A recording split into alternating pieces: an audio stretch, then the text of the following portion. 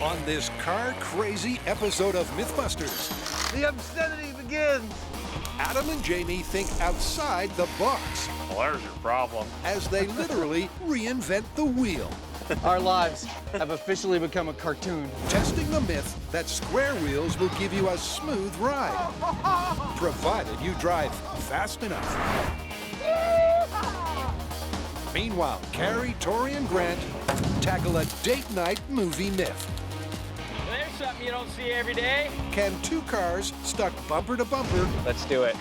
drive city streets? I've got no steering. Cut corners Do you believe we're getting paid to do this? and even do a 180 spin.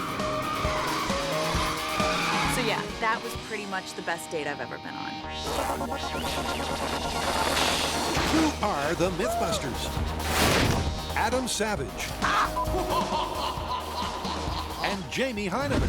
Things are gonna start to get a little crazy in here. Between them, more than 30 years of special effects experience, together with Grant Imahara, Carrie Byron, and Tori Belleci. They don't just tell the myths, they put them to the test.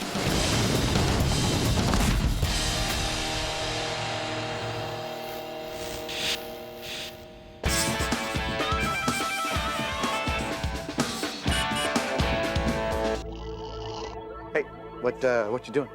Daydreaming. What is a Heineman daydream about? Square wheels. Like, what if you put square wheels on a truck? I would imagine it would give you the roughest possible ride. It would be the clunkiest imaginable ride. Well, it would in the start, but if you went fast enough, it'd eventually smooth out, wouldn't it? You're wondering how fast you have to drive with square wheels in order to get a smooth ride. Yeah. That's great. I think we should put it to the test. It may have come from the Heineman's mind, but it's also going gangbusters on the fan side. Because according to the myth, at a fast enough speed, the difference between square and round wheels would disappear. But can this really be true? Or is this a myth that's headed back to square one? So what's your plan for these square wheels? Well, pretty much everything that we need for this is going to be really abused. So the wheels we're going to have to design to be able to take all of the stress. The truck's going to have to be really heavy duty. It's going to have to be four-wheel drive and have a big torquey engine in it. Super beefy wheels, super beefy truck. I think we should also add in there some nice objective way of measuring the smoothness of the ride we get. Like we compare it to a round wheel drive and see how close we can get. Instrumentation. Precisely. Okay. What I'm trying to figure out here is that if we took a wheel like this and changed it into something shaped more like this, a square, how fast would we have to go to stay on the corners like so and actually end up with a smooth ride? Whether that's possible or not, at what speed that occurs, that's what we're trying to find out. And first up comes the brainstorm. How to design a square wheel in the first place. How's this square wheel gonna look? It's going to be square. Right. Reinventing the wheel is no easy feat. Obviously, we're gonna go with steel for this. What about something like, a straight box? Well, I think that's a decent place to start. Every single wheel rotation And then we spider out with some gussets. could lead to a catastrophic collapse That'll start to look pretty sexy. because of the 5,000-pound truck that they'll be carrying. This is really gonna be bizarre. Yeah. But by thinking inside the square, their idea gets into gear. Cool. Well, let's get to it. Yeah. The final four-sided design has reinforcements at the center and corners, making it incredibly strong, but also incredibly complex. Add with so many individual pieces of steel, it'll need to be laser cut. And thanks to the wonders of television, Our parts are here. They're here. that takes no time at all. That is gorgeous. Man, those are so pretty. Let's set one up. Okay, these come in like this. This goes here. This is from years of building Legos without looking at the instructions. These laser cut parts are absolutely gorgeous. They're coming together beautifully, and Jamie and I have quite an efficient little assembly line going here. You can't tell, but he's just as happy as I am. It's an assembly line because the prefab wheels require hundreds of individual welds. In order to keep our square wheels from each weighing like 200 pounds apiece, we've designed it all out of 3/16" steel. Now that may not seem like much, but the design and the gussets and the distribution of the forces really ought to be able to take this.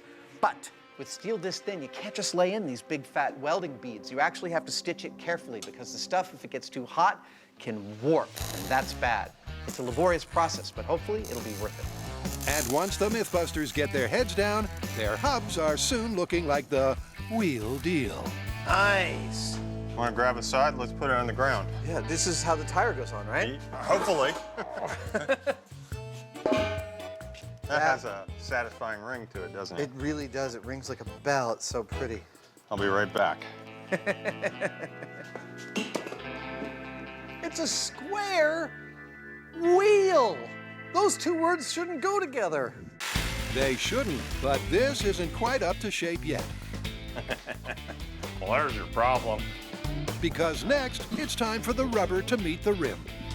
When you started this job, did you ever imagine you'd be lubing a square tire to fit a large piece of rubber on it?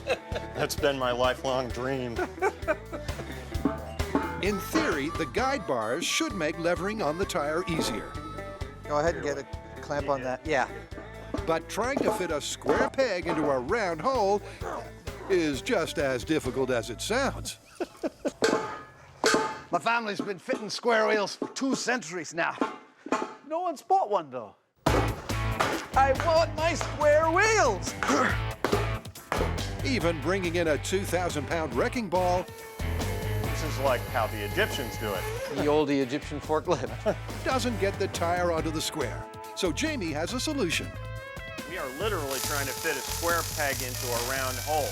And I had designed the size of this steel wheel to perfectly fit the tire that I chose. The thing is that while I could eventually get it over the square wheel, I might not be able to get it back up again. So we're gonna jump up a size in the tires, slightly bigger. I hope it works. And shim them to where they fit properly. We'll be good to go. Sometimes the simplest solution is also the most obvious. How's it look? Much better. Dude. I was able to just put it on by hand. Wow. That is a square wheel. That is, without a doubt, a square friggin' wheel. Thanks to their ingenuity and hard work, the MythBusters have squared the circle. Doing that makes me nervous. Now, they just have to complete another 3. Next up, a conjoined car caper. All right, so we have another Hollywood myth, and this one comes from the movie Date Night, where 2 cars get into a head-on collision and become conjoined. Not only that, but they continue to drive around the city. I know this one. They actually get stuck together. They go forward, backward, go around corners. It's awesome. A little demolition, a little stunt driving. I love it. It's a date night with a difference. According to the movie, 2 cars crash together, then speed down city streets, cut corners, and even manage a 180 spin. But could 2 conjoined cars even move, let alone achieve these turbocharged tricks? All right, so we're gonna test whether these 2 conjoined cars can drive all these crazy maneuvers, right? But are we gonna test whether they can become joined that way in the first place? No, actually, we don't have to test that. I was talking to these guys at the crash test facility, and they were saying that this can happen. Cars can become connected in a collision. It's very rare, like 1 in 100,000 chances, but it can happen. Which means that could take days and days to replicate, not to mention that's quite a chunk of change. Okay, so we'll join the cars ourselves, and we'll do just like they did in the movie, nose to nose, and make sure that they never separate. Cool, because this myth really is about the maneuvers and not whether they can get stuck together.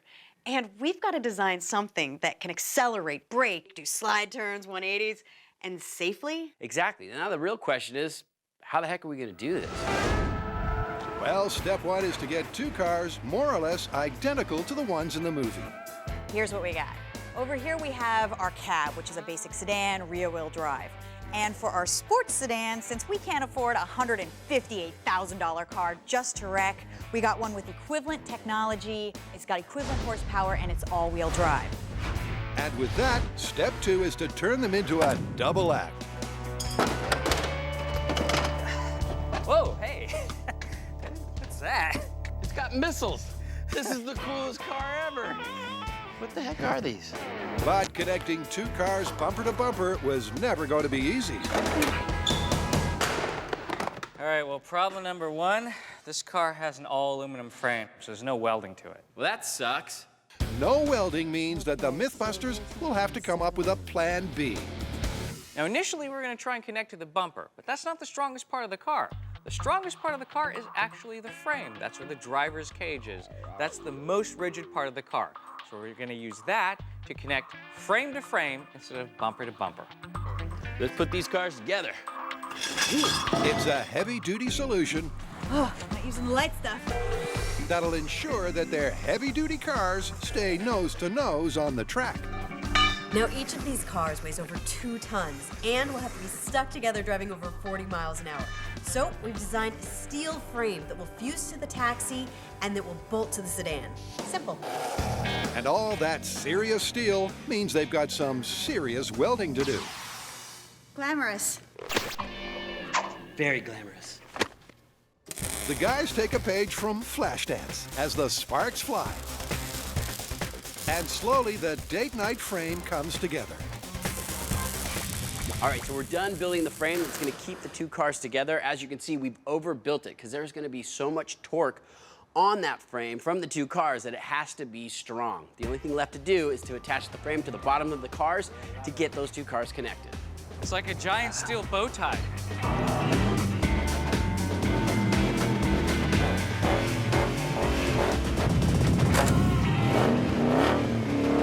Cut the muffler off of any car, it sounds cooler. The cars have got serious muscle, but with the aluminum side bolted in and the other side welded on, the frame should keep that in check. So, all we need to do is get our cars on the flatbed and take it out to location to test this myth. That's all they have to do. But with the connected cars weighing in at 4 tons, Oh, I think we got a problem here with this forklift. that's not an easy proposition. Whoa, What's up? it's making evil noises and it's kind of doing like this. Who would have thought this would be the most difficult part of the day? Just packing up the cars. We haven't even started the experiment. Well, there's something you don't see every day. Eventually, the double wide is loaded up and ready for its turbocharged excursion. See you there?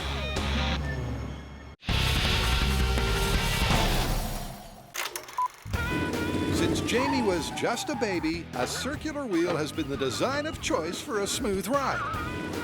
But could a square wheel at speed be just as comfortable? Well, after squaring up a feat of engineering excellence, the MythBusters are ready to roll on testing. Let's get out of here.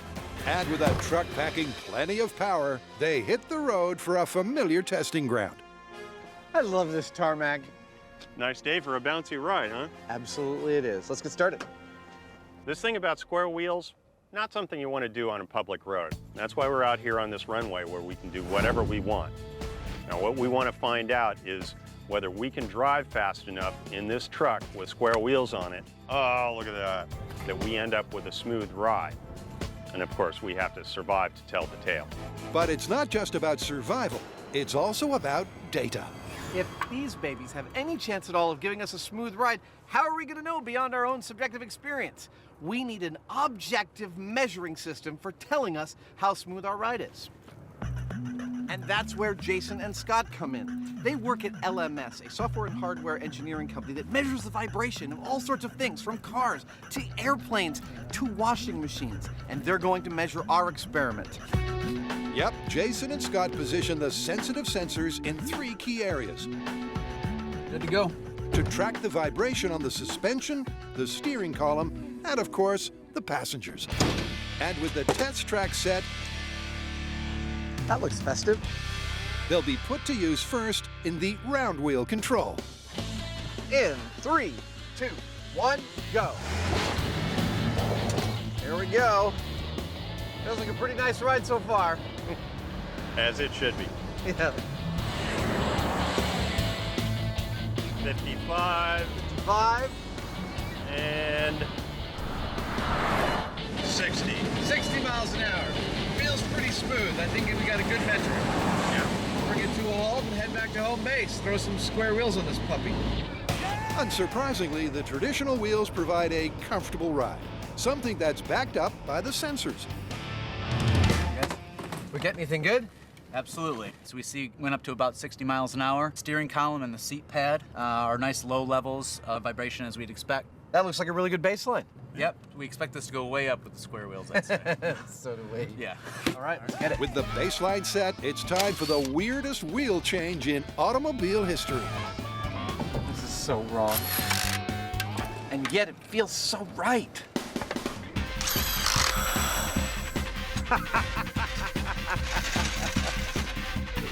The obscenity begins. You know, I don't think you'd need a parking brake with these things. No need to curb your wheels on the hill. No. No. All four wheels are mounted and flat to the ground. But will they even turn, let alone get up to a speed that could be smooth? Personally, I don't think we're going to get a smooth ride out of these square wheels. But more than that, with all of them flat, I seriously imagine that the first quarter turn, the first time the truck boonk and lands on that second part of the square, the truck may look at that as an accident and just shut down. We might not even get more than 1/4 turn on this test. Well, as the MythBusters mantra goes, there's only one way to find out. But that's a way that first involves a suit up for safety. Because with the world's first set of square wheels doing the spinning, the MythBusters are taking no chances. Let's do it. All right, here we go. The moment of truth. Square wheels, smooth ride. All four wheels flat. In 3, 2, 1, go. They're off to a bumpy start. Hey, that's right out. But as Jamie accelerates, the ride seems to get smoother.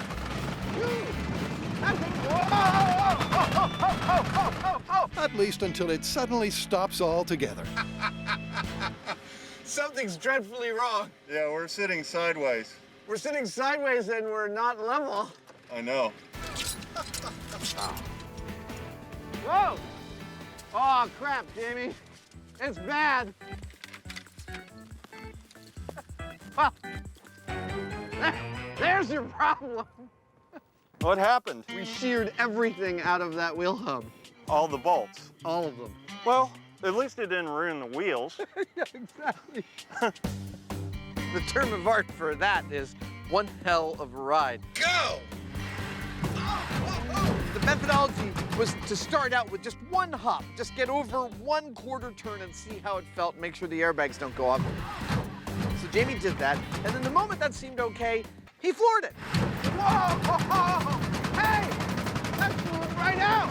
And for about 5 seconds there, it felt like we were actually getting something approaching a smooth ride.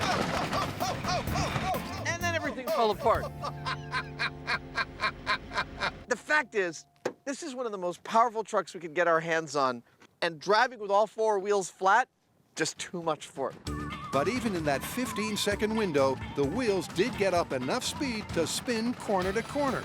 However, do the sensors confirm that it was smooth? All right, Scott, what do you got for us? Well, you can definitely see some trends here. As the speed goes up, the vertical acceleration in the suspension is definitely going down. If I go to the steering column, you see the same trend. As the speed goes up, vibrational energy definitely goes down. Well, the data is pretty compelling, and it actually seems to match what Jamie and I felt in the truck, which is that before it destroyed itself, we actually felt the ride smoothing out. There might just be something to this, so we're going to keep on testing it. Absolutely, because it ain't over until the square wheels spin and don't fall off the truck.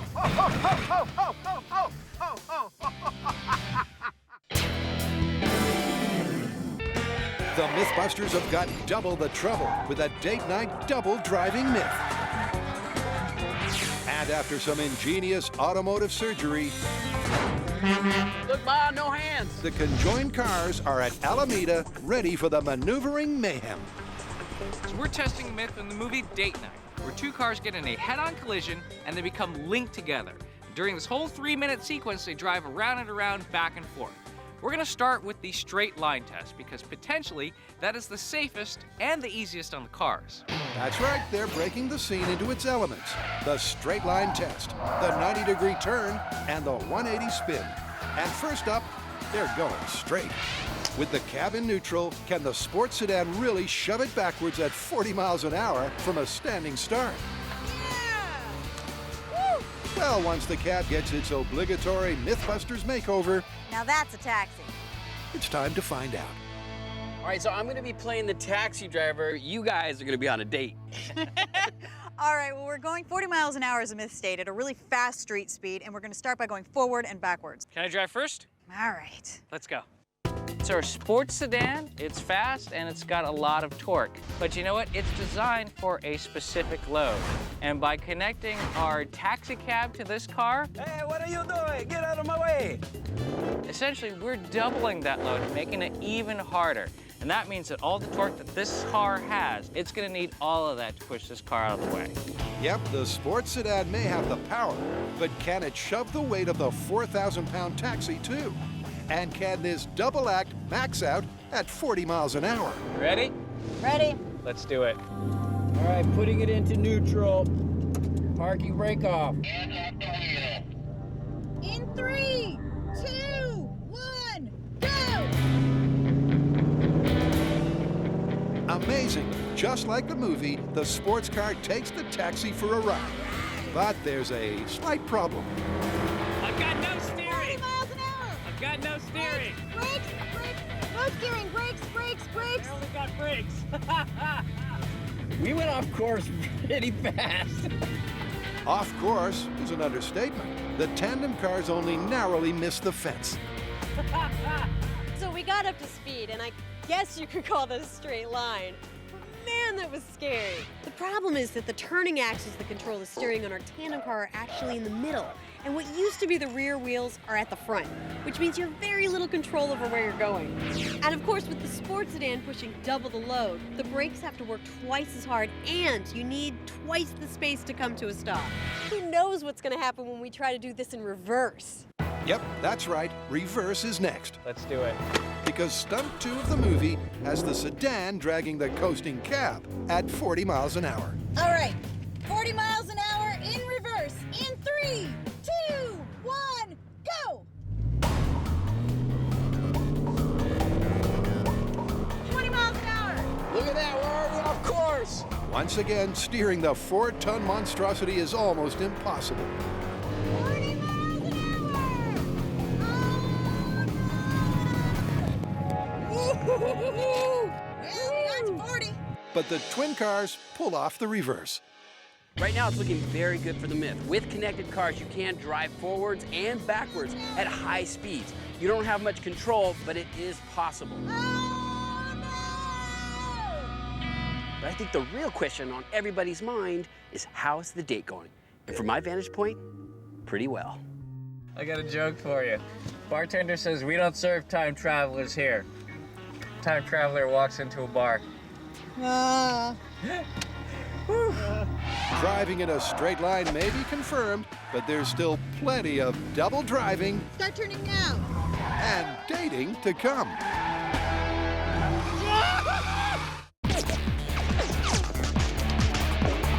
So can we call it? Was that our smooth ride?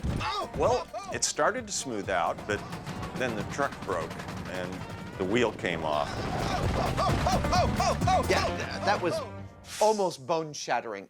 But it occurs to me, what if instead of all wheels being flat, we offset 2 of them to a 45-degree angle? Increasing the periodicity of the points hitting the ground might make the ride smoother and easier on the truck. Yeah, that makes sense, but I start to worry that making things less symmetrical like that might set up some sort of an oscillation in a certain orientation that would end up flipping the truck, and that'd suck. You're totally right. That then says to me that we want to do some small-scale testing.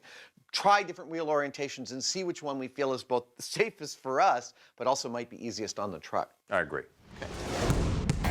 After a bone-shaking ride with all 4 wheels in the same orientation, it's time to experiment with some different configurations. Now this is the orientation we had our wheels in for our most recent ride, and a bumpy ride. it was. But this is not the only orientation we need to have our 4 wheels. We could mount 2 of our wheels at a 45-degree offset to the other 2, thus doubling the frequency with which one of the points of the squares hits the ground for every rotation.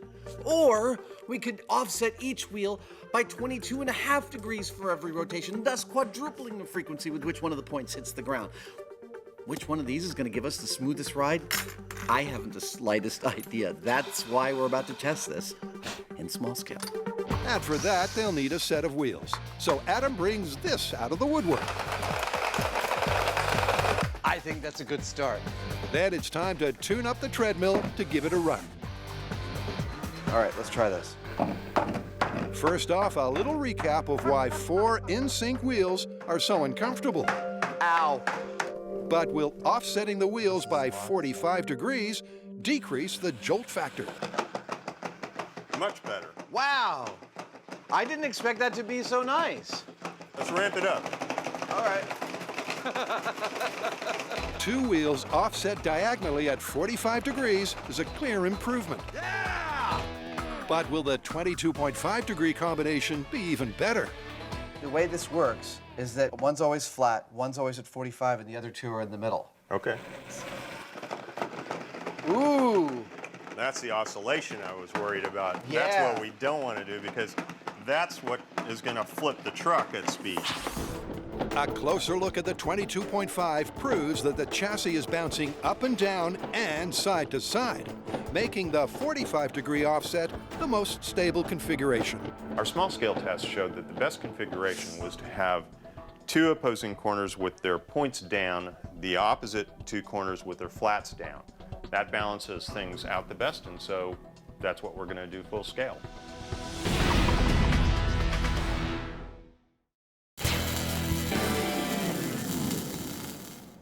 I've got no steering. So far in this date night driving drama, the Conjoined car precision driving is 2 for 2. But next, the MythBusters are going round the bend. All right, you ready to do this on the street? We're all gonna crash. So far, our 2-car monstrosity works great, but that's only in a straight line. Now it's time to take it to a curve. And that's why we're here on an unmarked intersection to see how well our cars do in a real city street on a turn. Carrie and I will be in the sports sedan, Tori will be in the taxi. Based on what I've seen so far, I'm not entirely sure how well this is going to work. But hey, if we hit the curb, at least the taxi's leading. Get off my cab! In the movie, with the sedan providing the power, the tandem cars take turns at speed. But will getting double the trouble round a 90-degree bend be that straightforward? Taking it to the streets in 3, 2, 1, go! Grant gets the Conjoined car up to 40 miles per hour, and then with the corner approaching, yanks the wheel. So our turning radius is nothing. But with the turning axles stuck in the middle of the cars, it's not looking good for the Myth. This doesn't seem to be working. After repeated attempts, the MythBusters and the cars are still behind the curve. Well, you know, we're fighting so many things here, I mean, including traction. Well, in the movie, it was wet outside, and we do have a fire truck on site. So how about we slip slide around the corner? By matching the road conditions of the movie, the theory is that water will reduce the grip of the tires and let the car drift around the bend. My feeling is adding water is just gonna make it harder for us to turn. It's kind of like driving on an icy road. Even if you have steering that works, you're gonna lose traction and you're gonna go straight. Water, not gonna help us. Well, with the road watered down, it's time to find out if Tori's right. Slippery when wet. In 3, 2, 1, go! Once again, the car gets up to 40 miles per hour, but doesn't achieve the wet and wild slide. And it's clear that water alone doesn't make a difference. Dry road or wet road, we're still not making the turn. But in the movie, although the sports sedan was brand new, the taxi, not so much. So we're gonna replicate what you might see on a taxi that's done thousands of miles of city driving. Bald rear tires. It's definitely a likely scenario. Ready to burn some rubber? Do it! and our taxi driver is ready to strip those tires.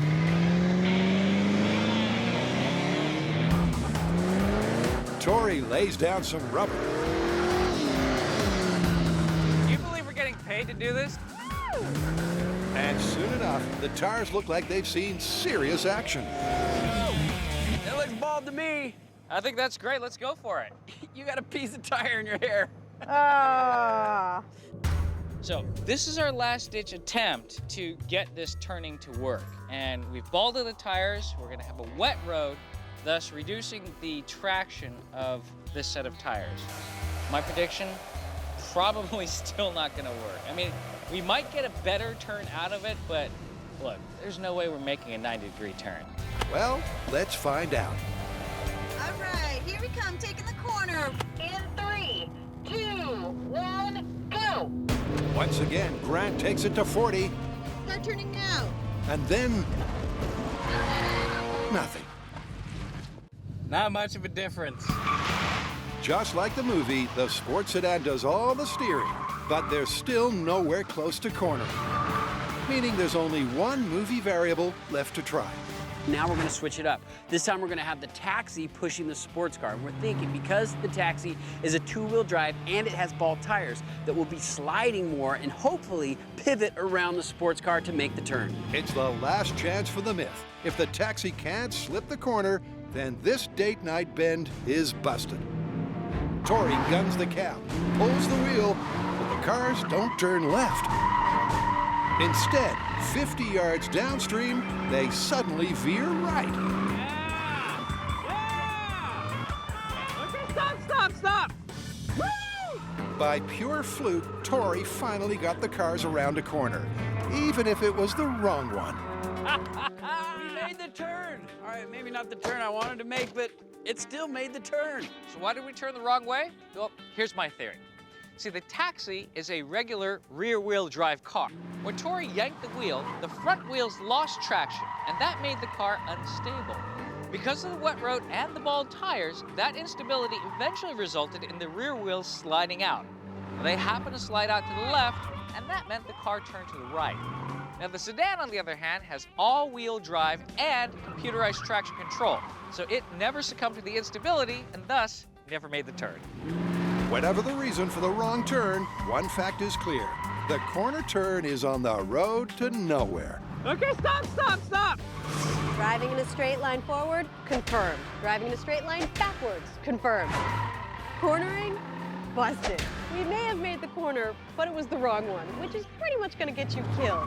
So the real question is, can we do the most spectacular maneuver, the 180 spin?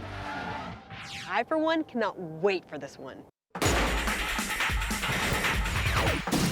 Hey, we've been testing how fast you need to go in a vehicle that's got square wheels to get a smooth ride, and we've determined already that it's not as simple as just putting square wheels on your car. We put some on our truck and we broke it. Then we figured there might be other orientations than just all four wheels flat that'll give us a smoother ride. So we've tried a bunch of those out in small scale. We've got the pattern we think is going to work, and we've come back out here to the Alameda runway. We're going to try it again.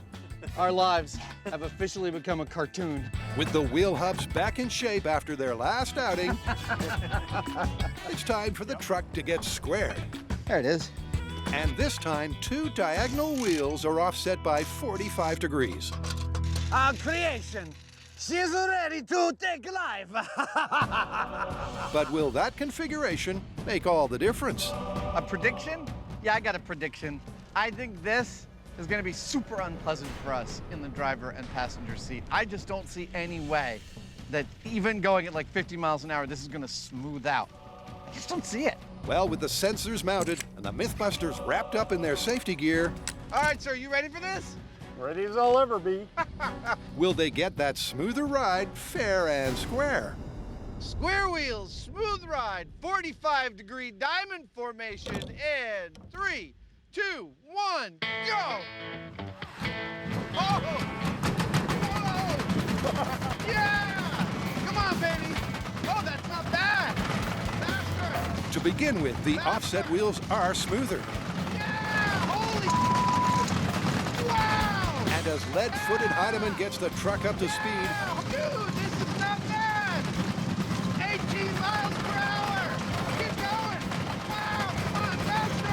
continues to improve. That is, until the wheels can take it no more. Wow! Wow! That was intense. That wasn't half bad when you got up to 20 miles an hour. I got enough brakes though. I think the truck didn't like it too much. I don't think it did either. Did we lose all 4 tires? I think so, although one of them just sort of stayed on the truck and just not on the wheel. Not bad! As we had hoped, the faster we went, the less of the really heavy hammering we felt. Yeah! Holy!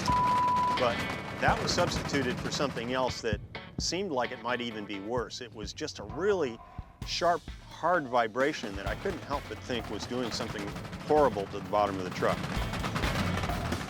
Once we were up to speed, once we were up to the fastest speed we could get, which turns out to be about 18 miles an hour, I have to admit that I am impressed with how smooth that ride was. It was smoother than I thought it was going to be. Let's put it that way. Adam thinks the ride evened out, but was it enough to ever be called smooth? So how does the data look?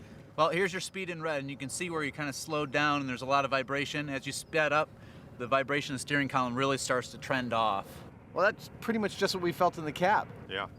Awesome. The ride was progressively smoother, but it was also progressively destructive, with the tires and brake pads coming off completely. Well, that was one of the worst things that ever happened to that car. It was fun though. Absolutely. It does make me think though. You got an idea? I do. Awesome.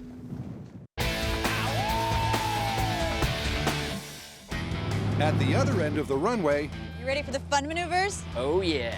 the tandem car trio are taking the date night myth for its final spin. So we have one more test to perform, and this is the finale of this sequence. Now, in a desperate attempt to finally get the 2 cars free, one driver turns a wheel in one direction, the other driver turns a wheel in the other direction, and instead of breaking apart, they spin around in a circle. But before we attempt that with this 2-car freak show, what we need is a little practice. A little practice with practiced defensive driver, Alameda County Sheriff Marvin Ruff. Hi. Hey, You ready to teach me to drive dangerously safely? I am ready. The guys will get to grips with the 180 spin technique on a normal car first. Hand on the gear shift, spin the wheel.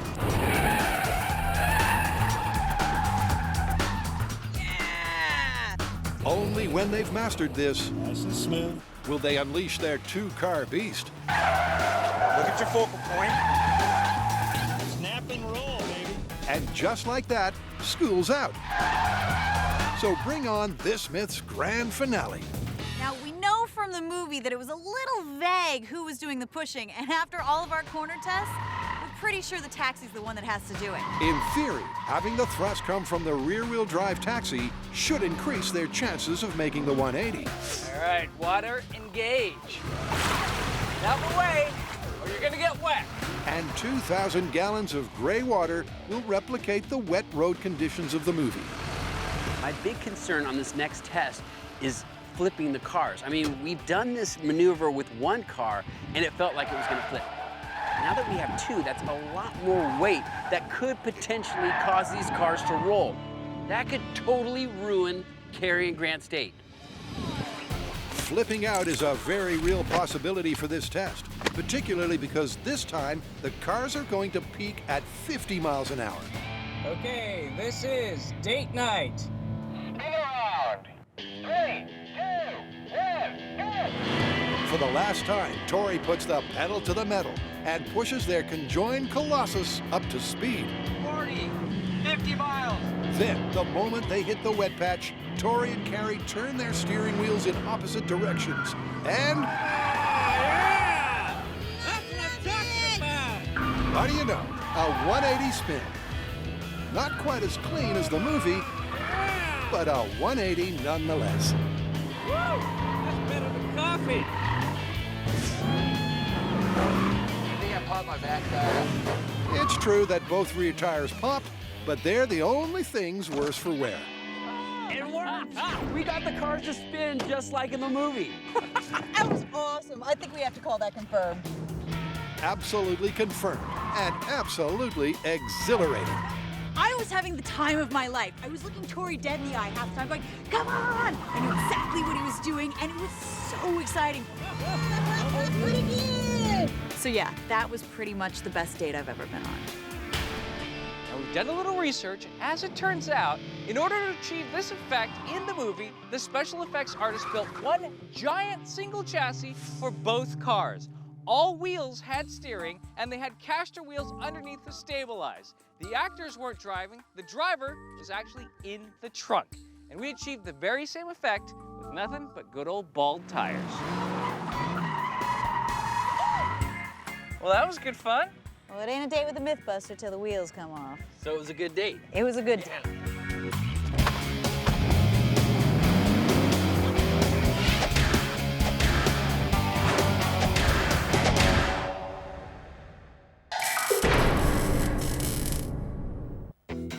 At the waste management facility in Altamont, This is like the weirdest sport ever. Sorry. It's like bowling towards a Hoosier with witches' hats. I don't know what you would call that. the MythBusters are making the Earth move for Jamie's big idea. It looks great from here, Jamie. Good. Let's face it, there's a very good reason they don't put square wheels on cars. But you know, that started me thinking. Maybe there are circumstances where square wheels would be the best thing. Like, what if you had a really steep hill covered with loose dirt that you wanted to climb? And that is where this comes in. A smooth slope leading to an almost vertical wall and filled with loose dirt. This is the ultimate testing ground to compare the efficacy of square wheels versus round wheels. 50 feet high and with varying degrees of steepness, This ought to be fun. this hill has exactly the kind of off-road conditions for the ultimate test of the MythBusters square wheels. Here's how this test is going to go. First, we are going to take the truck with its round wheels and we're going to drive it up that slope as far as we can make it.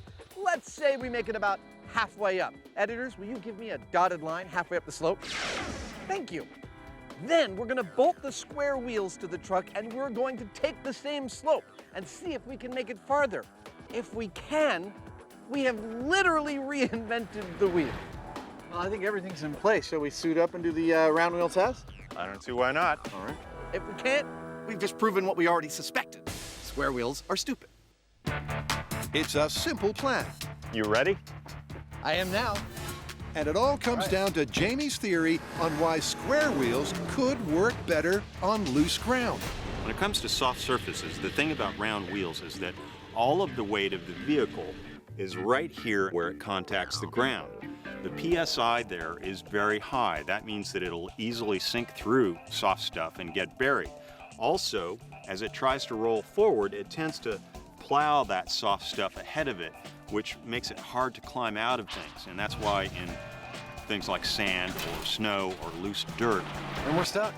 you get stuck. On the other hand, our square wheel has this entire surface contacting the ground, which means that the PSI is going to be a small fraction of what it would be under a round tire. And then when you try to move forward, instead of just plowing into the dirt, it's going to actually cut into it and actually lever the whole vehicle ahead. At least that's the theory. That's the theory. So it's time to get trucking. Round wheel hill climbing control test in 3, 2, 1.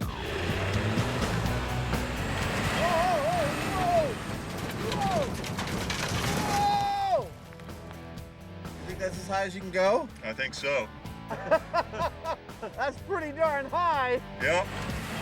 Halfway up the hill, and the round wheels can't get a grip on the loose earth. So the benchmark to beat has been set. What do we do now? I don't know. Back down slowly? If I can. Ooh. Which means the MythBusters must return to the start line Oh! That is intense. and swap out the wheels. It's like one of those, what are we doing moments. I think we have more of those moments than we do the normal ones. Time for predictions. I myself believe that the square wheels are actually going to make it farther than the round wheels. I'm guessing by like 10 or 15 feet. But more importantly is Jamie's prediction. Now you notice if you watch previous episodes of MythBusters that he doesn't like making a solid prediction. He likes saying a version of who can say. That's why we're doing this experiment. But in this case, he actually also thinks the square wheels have a really good chance of climbing this hill. Watch this. Our round wheels got us about halfway up the loose dirt on the steep part. Now, we're never going to get all the way up because, well, it's vertical up there and we just can't do that. But the square wheels, I think they're going to get us most of the way there. Huh, so Jamie made a prediction and it's the same as mine. I hope we're right. Well, it's now or never. With the halfway mark to beat, can the square wheels make a molehill out of a mountain? You scared? Nah, just a little hill. And we've got square wheels. Exactly. This is Square Wheels, the final hill climb. And 3, 2, 1, go!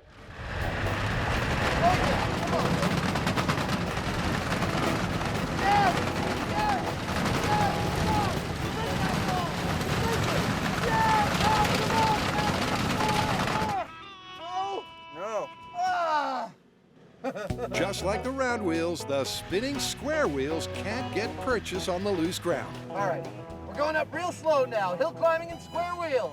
Go! So for take 2, the Heineman goes for a slow and steady approach. This is promising. Woo! Yeehaw! Forward.